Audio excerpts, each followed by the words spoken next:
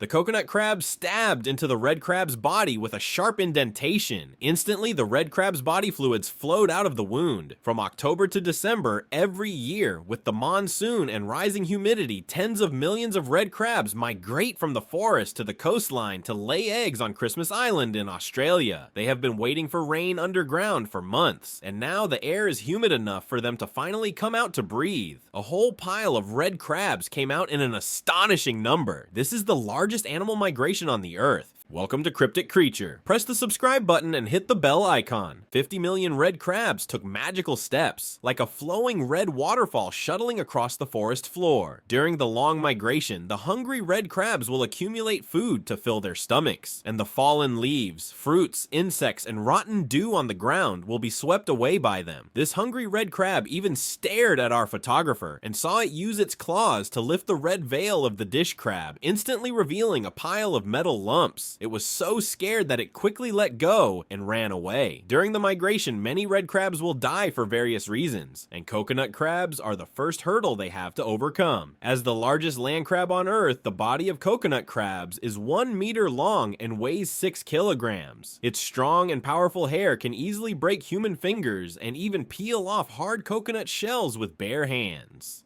For red crabs that are only the size of a fist, coconut crabs are undoubtedly monster-like existences. Once caught by coconut crabs, they will surely die.